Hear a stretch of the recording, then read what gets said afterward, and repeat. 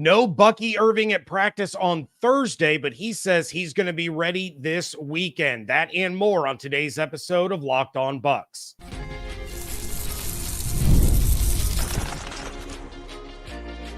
You are Locked On Buccaneers, your daily Tampa Bay Buccaneers podcast. Part of the Locked On Podcast Network, your team every day. What's up, and welcome into this live Friday preview episode of Locked On Bucs, your daily podcast covering the Tampa Bay Buccaneers, part of the Locked On Podcast Network, your team every day. I want to thank you for making Locked On Bucs your first listener view every day. Don't forget you can subscribe or follow for free on YouTube or wherever you get your podcasts. And, of course, you can follow along on Twitter. I am James Yarcho at @JYarcho_Bucs, credentialed member of the media covering your Tampa Bay Buccaneers as the editor-in-chief of the 813.TV. Here with you every Monday through Friday along with the Everydayers. And for that, I want to share my appreciation for your continued support of the show. One of the ways you can support the show is become a Locked On Bucs insider. You're going to get news, rumors, updates, general thoughts, one-on-one conversations with me via text message. No ads or anything like that. Go to joinsubtext.com/LockedOnBucs or click the link in the show notes to become an insider today. This episode is brought to you by FanDuel. Place your first $5 bet and you'll get started with $200 in bonus bets guaranteed. Visit FanDuel.com to get started. Keys to the game and predictions coming up in a little bit, but I want to start with this first and foremost. For all of you that were in the path of Helene, I hope you all are safe. I hope everything is okay. That looked like one nasty storm. So hope all of you are doing well after that rolled through the area. And I do see Destined for Greatness in the chat saying, I guess Evan couldn't get together. No, I was texting with Evan last night. He was not able to make it. They were having some Wi-Fi issues. So no Evan this week. We'll reconvene on WTSP Wednesday next week. But let's go ahead and start this off with the injury issues that are starting to trend in the right direction. So besides the fact that the Buccaneers injury report has more names on it than my son's entire hockey team roster, the Bucs are actually trending in the right direction. Luke Goedeke was a full participant on Thursday. Vita was still a limited participant, but those two key guys appear to be on track to return for the Buccaneers on Sunday. Both of them practicing on Friday as well. But on the flip side, Bucky Irving, who I've talked about a lot on this show this week, did not participate in Thursday's practice due to a hamstring injury. He wouldn't talk about the injury, but he did tell the media that he'd be ready to go for Sunday. Now, right before we went live on Friday, he was working out with running backs coach Skip Peete, which is certainly a positive sign ahead of the weekend, and he was participating in practice. We won't have a full injury report until later this afternoon, so we're not going to know if it was a full or a limited practice for Bucky right at this moment. But I do think that the biggest addition to this team from the injuries is going to be Luke Goedeke, and that is in terms of both run blocking and pass protection. The Bucs allowed 12 sacks over the last 2 weeks without Luke Goedeke on the field, and the Eagles' pass rush is no joke. However, even if they can get Vita back in a limited capacity going up against Saquon Barkley, that could be a game-changing return. Barkley leads the NFL in rushing yards. He is tied for the lead in rushing touchdowns, and he's rattling off 5.6 yards per carry. The Bucs have the 8th worst run defense, which is not something we usually see out of a Todd Bowles defense, but they are allowing 137.7 rush yards per game. However, the most that they've allowed to a running back is 84 yards, and that was Jahmyr Gibbs in week 2. It's been the quarterbacks that have caused the Bucs issues because the pass rush isn't getting home, and there are escape lanes up the middle for these quarterbacks to take advantage of. Jalen Hurts has 143 rush yards on the season, almost 50 per game, so he's obviously going to be a huge threat on the ground in this one. The impact of Vita's presence will be huge. He's a guy that can collapse the middle of the pocket and help those pass rushers get to Hurts, and he can eat up those interior running lanes and force Hurts into bad passes that can turn into takeaways or force him to just throw the ball away.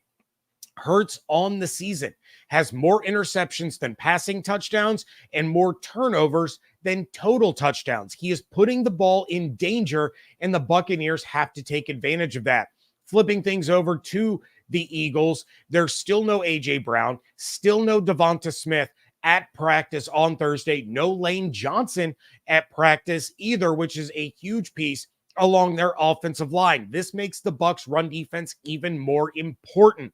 The Eagles will go out there with Jahan Dotson, Paris Campbell, and Johnny Wilson as their wide receivers. If there was ever a game for Jamel Dean to get back on track, it's this one right here. Now, Paris Campbell has serious speed. There's no doubt about that, but he's not going to pose the receiving threat that Smith or Brown do. Dotson had a great rookie year, but the Commanders traded him within the division because they didn't feel like he was a threat. A lot of the workload will fall on the shoulders of Dallas Goedert in the passing game in this one. He is coming off of a huge performance against the Saints where he had over 170 receiving yards. Without Kancey, without Antoine Winfield Jr., this Bucs defense has shown that they can stand up to a serious test and come out on top. Let's be honest, the Lions' offensive weapons were far more terrifying than what the Eagles are going to be able to offer as a whole on Sunday. Without A.J. Brown, without Devonta Smith, you have Saquon Barkley, then you have the rest of the guys. It starts with shutting Saquon down, which is much easier said than done. But if you force Hurts to beat you with his arm and the weapons that he has at his disposal in this one, you're going to have a really, really good chance of winning this football game. I did see early in the chat, lots of you jumping in already, but Bantry says, why do you think Liam doesn't have Baker use the hard count more often? In the past, Baker has proved he is good at it. Do you think it's because the Bucs O-line is not disciplined enough? I don't know if it's a matter of discipline. I think it's a matter of not throwing even more on the plate of a weakened offensive line. I realize these guys are professionals. They should be able to handle the hard counts with ease. In Detroit, it was a non-factor because they had to go to the silent count. So the noise inside of Ford Field is so deafening. I have been to rock concerts and stood directly in front of the speakers, and it did not make my ears ring the way that Ford Field crowd did back in January. So the hard count was completely off the table against Detroit. And I think last week, they were just trying to claw their way back into the game. They weren't going to add more things to the plate of Justin School, who was shaky at best over the last 2 weeks. It's probably something you're going to see a little bit more with the return of Luke Goedeke. I don't think it's completely off the table. I don't think it's a reflection of the offensive line as a whole. I just think for the last 2 weeks, it wasn't really a viable option for them to be able to use. Destined for Greatness says, I've seen Antoine working off to the side with trainers. I feel like it's a tease. Kalijah Kancey's been working off to the side with trainers as well. That's a way for them to continue to test themselves, push themselves a little bit to be able to fully become ready to return to practice. It's not a tease so much as it's a positive sign that they're getting closer and closer.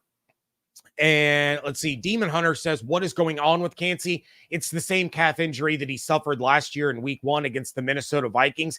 Kept him out for, I believe it was about 4 games. So we're probably getting close to a return for Kalijah Kancey if it's going to follow the same model as his calf injury from last year did. And then, I'm sorry, my contacts are blurring up. Agony in the chat says, is it not a concern that Kancey isn't playing? And of course it's a concern, but it's something that the Bucs have already dealt with for the first 3 games of the season. When you get Kancey back, it's going to provide a huge boost to this Buccaneers defense. There's no question about it, especially with him and Vita lining up next to each other. But it's something that the Bucs have already dealt with this season, through all 3 games. It's something that they already know how to navigate, that they are already working on. So while it is a concern, it's not a concern in the same sense that Luke Goedeke being out or Bucky Irving being out or Vita being out would pose for this defense. All right, offensive and defensive keys to the game are coming up next on Locked On Bucs, part of the Locked On Podcast Network, your team every day. Robinhood Gold, you don't need a silver spoon to eat up the financial favors of the 1%. Robinhood Gold allows others to get the rates and perks usually reserved for high society. Now, the resourceful individual with Robinhood Gold can earn the very liberal rate of 5% APY on uninvested cash, receive unlimited 1% deposit bonuses, and be rewarded with a handsome 3% retirement boost on an IRA account. Robinhood Gold provides the privilege of a high net worth for any net worth. These generous benefits are now available for only $5 a month. The new gold standard is here with Robinhood Gold.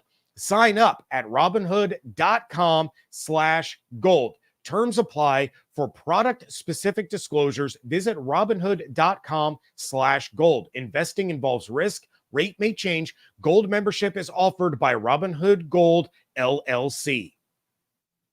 PrizePicks is America's #1 daily fantasy sports app with over 5 million active members. It is the easiest and most exciting way to play daily fantasy sports because unlike other apps on PrizePicks, it's just you against the numbers. You can now win up to 100 times your money on PrizePicks with as little as 4 correct picks. It's the only real money daily fantasy platform with an injury insurance policy so that your lineups stay in play even if one of your players leaves in the first half and does not return. And PrizePicks puts their members first, so all withdrawals are fast, safe, and secure. When my picks hit, I can get my money in as quick as 15 minutes.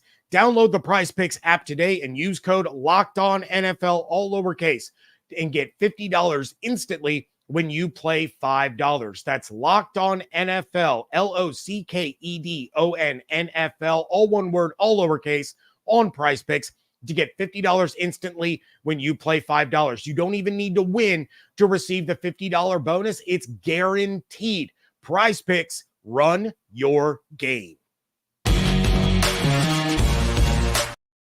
Thank you again for making Locked On Bucs your first listen review every single day. The new Locked On NFL is here. Locked On NFL is now 2 shows every day. First, the madman Tyler Rowland kicks off your morning with a double shot of NFL espresso. Then stop by the barbershop with Tony Wiggins for some real NFL talk. Then you add in the Locked On local experts. You get unprecedented NFL insight, hot opinions, and detailed breakdowns all in 30 minutes. It's the new Locked On NFL, and it's twice a day. So make your second listen Locked On NFL on YouTube or wherever you get your podcasts. All right, let's talk about some keys to the game here. Talked about some on Crossover Thursday when I was joined by Locked On Eagles host Gino Camarelli. Always great talking to Gino. That is a dude that knows his stuff. Love having shows with him.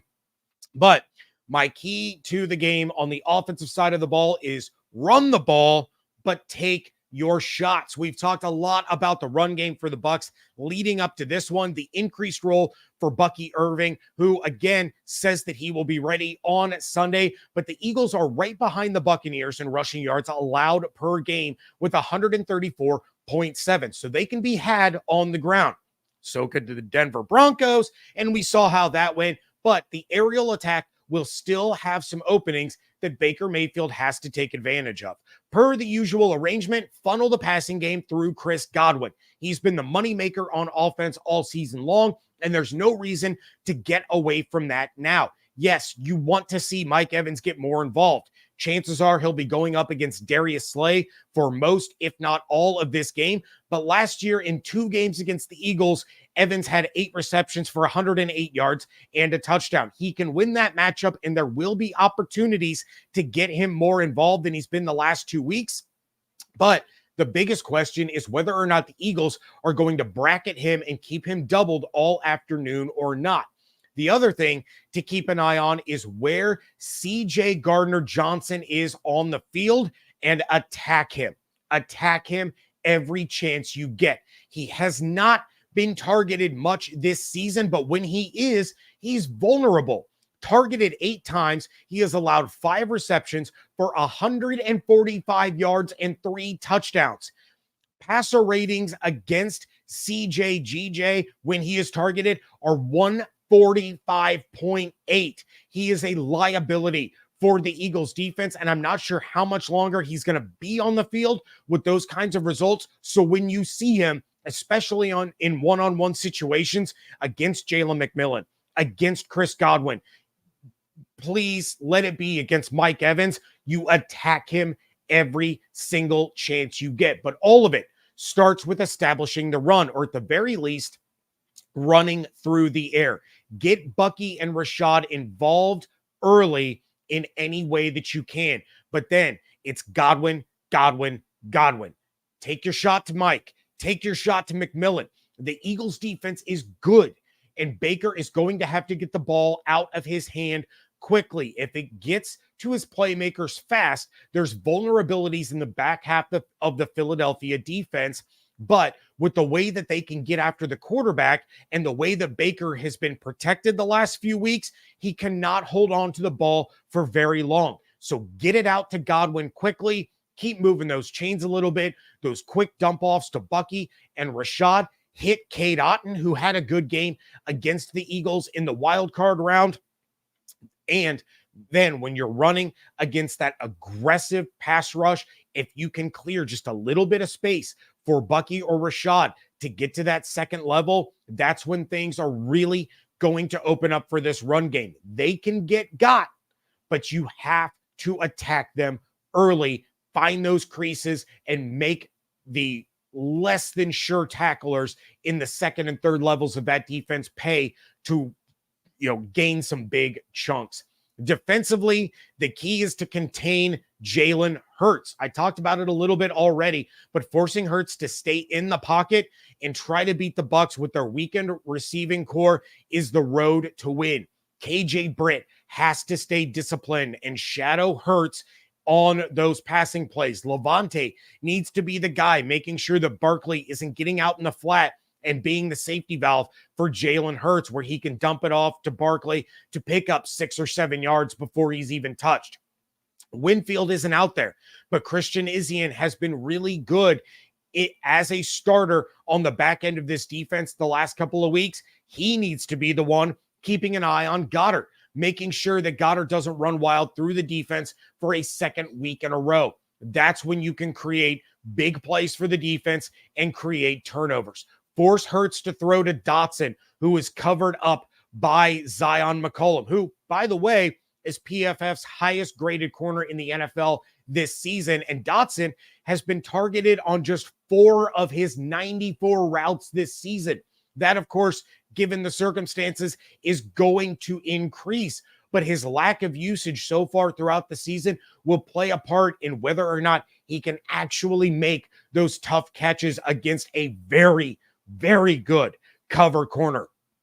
Force Hurts to try the deep ball to Paris Campbell, who is covered up by Jamel Dean, but then you have Jordan Whitehead on the back end ready to high point the ball for a pass breakup or an interception.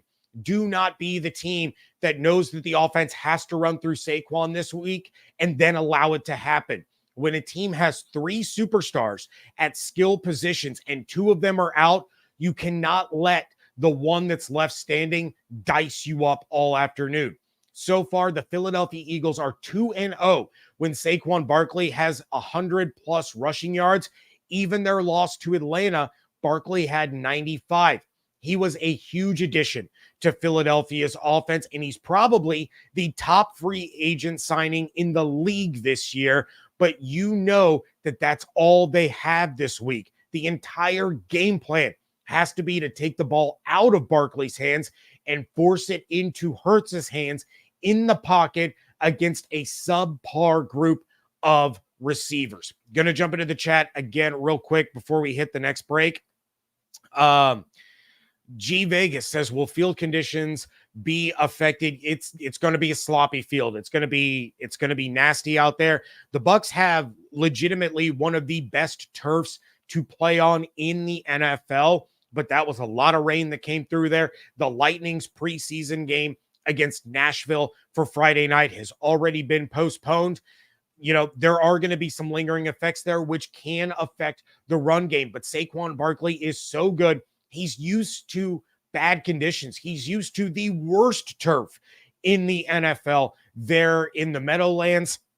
He's used to bad weather. So I don't think that's really going to affect him too much. I would be more concerned that it would affect the defense, slipping and falling, not being able to get a sure grip on him. Make sure those spikes are long, y'all. We don't need guys having to go to the sidelines because they keep slipping and falling and switch out their spikes. You got to be ready for it, but that's going to be a sloppy field on Sunday. I realize it's only Friday now, but that was a lot of water to come through. It's not all going to drain out, and it's not going to be pristine when these two meet on Sunday. It is prediction time. That is coming up next on today's episode of Locked On Bucs.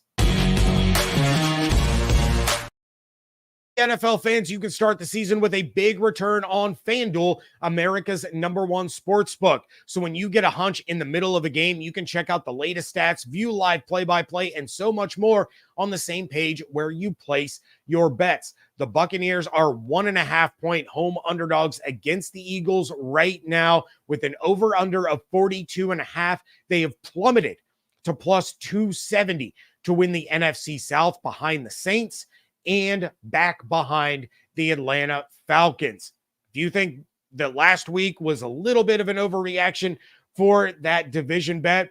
Go ahead and jump on there, place your futures bet at plus 270 for the Bucs to win the division and make yourself a little bit of money. And you're going to get started with $200 in bonus bets guaranteed when you place your first $5 bet.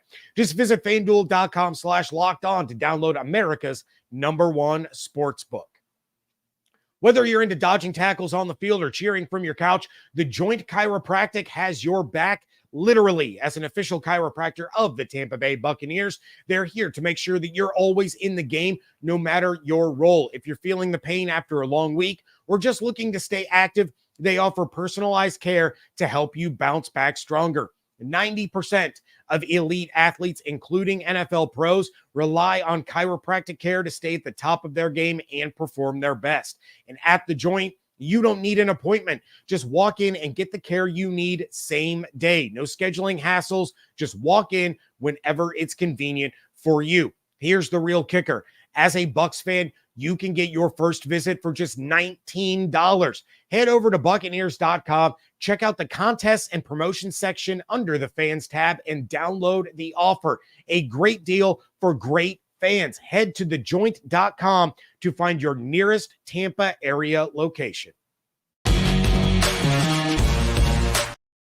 Wrapping things up here on a live Friday episode of the Locked On Bucs podcast. And all right, the Bucs and Eagles face off on Sunday at 1 o'clock Eastern time on Fox as America's Game of the Week, which marks the return of Tom Brady to Raymond James, the last stadium that he called home and the last stadium that he won a Super Bowl in. But the Bucs are 1.5-point underdogs, even with Philly not having A.J. Brown or Lavonte Smith. Of course, as you noticed, Evan was unable to join us this week, but he sent me his predictions. I'm going to drop those in here as we go. Drop your predictions in the chat. I will get to as many of those as I can at the end, but let's start with the bold prediction. And Evan says 3 sacks by the Buccaneers defense. Seems a little similar to what he predicted last week, and the Bucs ended up with 0. They have 97 consecutive pass attempts against them without getting a sack. It has to end at some point, right? They're not going to go through Jalen Hurts throwing the ball 45 times in this one and not have another sack registered. The question is, how deep into the game will the Bucs get before they get that first one? I think Evan would guess that it's going to be early if he's predicting 3 sacks on the game. My bold prediction is that Zion gets another pick and Tyke Smith gets his first. Zion McCollum has been incredible. His passer rating allowed when targeted is 13.2 this season. He is second in the NFL in pass breakups. He's already got one pick. I think he's going to snag another in this one. On top of that, Tyke Smith has looked better each and every week this season. He's gotten his hands on a few, but he hasn't been able to reel them in yet. This is the week that it happens. He is going to bait Hurts into a mistake, make a good break on the ball, and take it back the other way. Jalen Hurts in 4 games against a Todd Bowles Buccaneers defense has 4 touchdowns and 5 interceptions. The Bucs keep that trend going this week. Evan's predictive player of the game is Chris Godwin. I already talked about it. Godwin. Funnel the offense through Chris Godwin. That's when the Bucs are at their best right now. You got to keep doing it. You keep those chains moving. You extend these long scoring drives. It all has to go through Godwin. Still take your shots to McMillan, to Mike, to Trey, who had a huge touchdown against the Eagles in the wild card game. But it all has to start with Chris Godwin. My player in this one is Lavonte David. If the Bucs are going to shut down the run and keep Jalen Hurts contained, Lavonte is going to have to play a massive role. He has to be the guy that's all over Saquon Barkley on every single snap. Lock him down in the flats when he goes out for a pass. Pick him up when he sneaks out for that quick little dump off for Jalen Hurts when he's in trouble. Chase him down sideline to sideline. Lavonte is just 4th on the team in tackles this season, trailing Jamel Dean, Jordan Whitehead, and Servassier Dennis. This has all the makings of a 10, 11, 12 tackle performance from Lavonte David. You need that vintage performance to show that he still got it when he needs to be at his best, all while Devin White hangs out on the sideline watching the game in sweatpants and a t-shirt.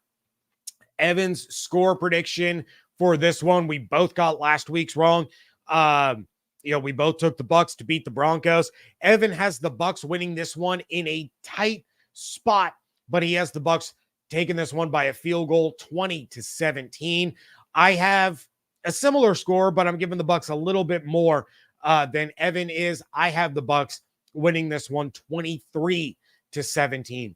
This is going to be a tough game, but if the Bucs are going to get back on track ahead of this stretch, heading into a short week where they got to play the Atlanta Falcons on a Thursday, you have to have this one. You have to win this one. The Bucs have not lost back-to-back games since November of last year when they lost at San Francisco and at Indianapolis. They haven't lost back-to-back home games since October of last year, coming out of the bye week, losing to the Lions, losing to the Falcons. It's not going to be back-to-back home losses for the Bucs in this one. Yes, the Bucs are still banged up, but they're getting some key pieces back. The loss of A.J. Brown and Devonta Smith hurt more than what the Bucs are dealing with without Kalijah Kancey, without Antoine Winfield Jr., with a limited Vita Vea. Going to jump into the chat. We have some bold predictions, some score predictions, some player predictions. We got Jimbo Shrump. He says, I predict Bucky's first 100-yard game. I hope you're right, man, because I'm starting Bucky in my fantasy league over Rachaad White because of that increased role.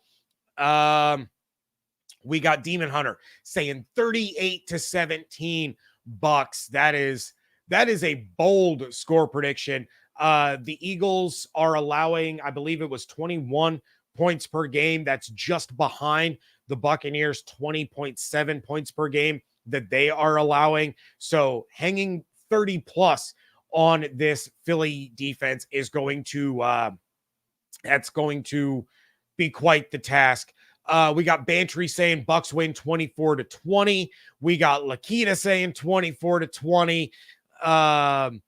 Demon Hunter says Bucky gets 125 rushing yards and a touchdown. And then he also says Mike Evans 215 yards and 3 touchdowns. My goodness, Demon Hunter. All right. I love a good poll prediction, but Demon, you gotta slow down just a little bit. We got Jordan. He's the third person to say 24-20 Bucs. Yaya's first sack of the season. Jordan Whitehead, player of the game, and the Bucs win the turnover battle. And then Tyler in the chat says 28-17, Bucs win. All right, that is going to do it for this episode of Locked On Bucs. A reminder, I will not be watching the game live on Sunday. I will have my reaction episode on Monday. Might go live for it, probably at noon. I won't get to watch the game until after we get home. It's going to be a late night, probably not going to get home until 9 or 10 o'clock. We're dealing with a time difference, so we're going to lose an hour on the drive home. But I will make sure to text all of the insiders, let you know when that reaction episode will go up. Make sure that you're subscribed to the YouTube channel with the notifications turned on so that you know when I will be going live on Monday. And as so many of you so kindly say, hit that like button, and continue to help other Buccaneers fans find the show. Check out everything we got going on over at the 813.tv. Follow on Twitter at Locked On Bucs, at @JYarcho_Bucs. If you want to be an insider, go to joinsubtext.com/LockedOnBucs or click the link in the show notes to become an insider today. Hope you all have an absolutely outstanding weekend. Stay safe, stay healthy, stay dry, fire those cannons. Want to thank you so much for joining me right here on Locked On Bucs, part of the Locked On Podcast Network, your team every day.